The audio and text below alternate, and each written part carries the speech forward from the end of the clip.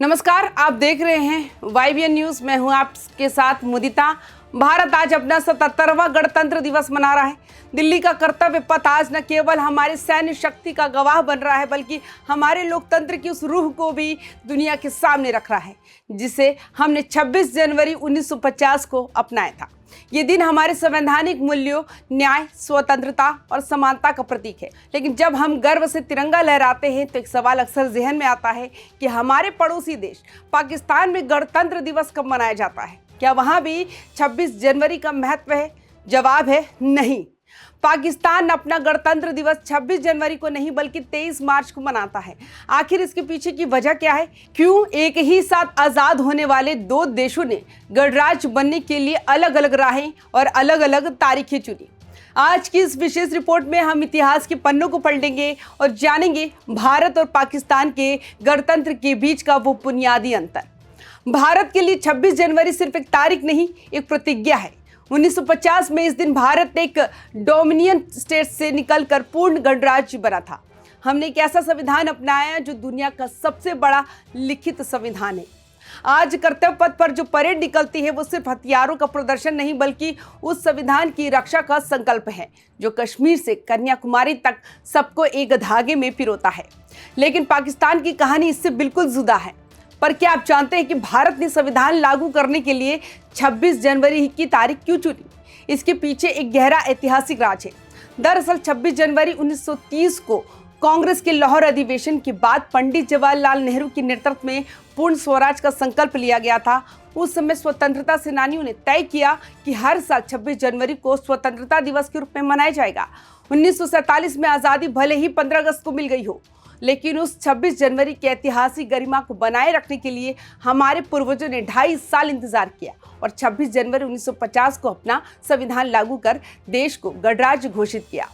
पाकिस्तान में 23 मार्च को गणतंत्र दिवस, जिसे वहां पाकिस्तान डे भी कहा जाता है, मनाने की दो मुख्य वजह हैं। पहली वजह है कि विचारधारा की नींव 23 मार्च 1940 को लाहौर में एक प्रस्ताव पारित किया गया, जिसे लाहौर प्रस्ताव कहा जाता है।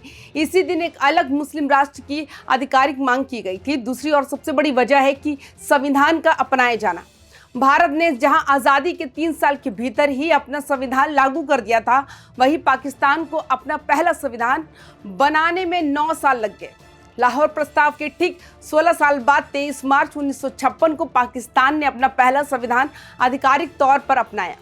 इसी दिन पाकिस्तान एक डोमिनियन से बदलकर दुनिया का पहला इस्लामिक रिपब्लिक यानी इस्लामिक गणराज्य बना। एक ही साथ आज़ाद हुए दो देशों के बीच एक बड़ा फर्क उनकी रफ्तार में था। पाकिस्तान ने 3 साल के भीतर अपना संविधान बना लिया, लेकिन पाकिस्तान को 9 साल लग गए। इसकी मुख्य वजह थी नेतृत्व का संकट और विचारधारा का टकराव। जिन्ना के निधन के बाद पाकिस्तान की सत्ता में खिंचातान शुरू हो गई।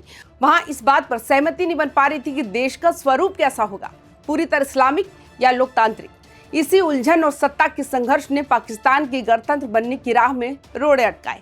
यही वजह है कि 1956 तक पाकिस्तान तकनीकी रूप से ब्रिटिश डोमिनियन ही बना रहा, यानी वहां का संवैधानिक मुखिया तब तक ब्रिटेन का सम्राट ही था।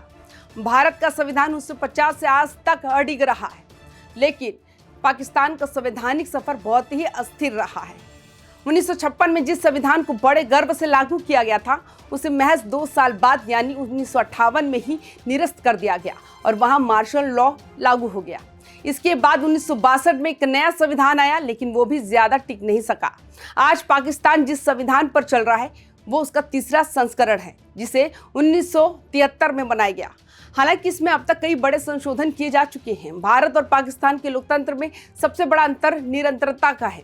भारत का संविधान पिछले 76 वर्षों से एक चट्टान की तरह खड़ा है, जिसमें अब तक करीब 106 से अधिक संशोधन हुए हैं, लेकिन इसकी मूल आत्मा आज भी वही है। दूसरी ओर पाकिस्तान में संविधान का इतिहास सैन्य तख्ता पलट और निरस्त होने की कहानियों से भरा है।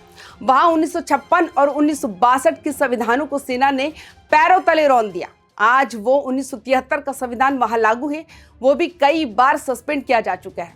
ये तुलना हमें बताती है कि भारत की असली ताकत उसकी सेना से ज्यादा उसका वो मजबूत संविधान है, जिसे दुनिया सलाम करती है।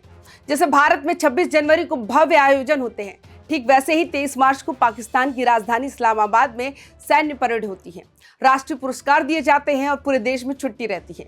वहां भी देशभक्ति का माहौल होता है और दुकानों और घरों को हरा सफेद झंडों से सजाया जाता है।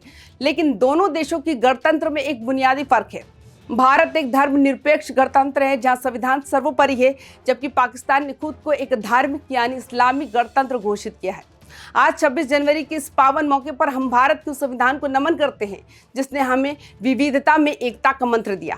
तारीखें अलग हो सकती है, जश्न के तरीके अलग हो सकते हैं, लेकिन गणतंत्र का असली मतलब तभी सार्थक है जब नागरिकों को उनके मौलिक अधिकार और न्याय मिल सके। आपको क्या लगता है, भारत और पाकिस्तान के संवैधानिक सफर में सबसे बड़ा अंतर क्या है? क्या एक मजबूत संविधान ही किसी देश की तरक्की की गारंटी है? अपनी राय कमेंट बॉक्स में जरूर दें। आप सभी को गणतंत्र दिवस की ढेर शुभकामनाएं। देश और दुनिया की हर बड़ी खबर के लिए YBN न्यूज़ को सब्सक्राइब करें। शुक्रिया। जय हिंद, जय भारत।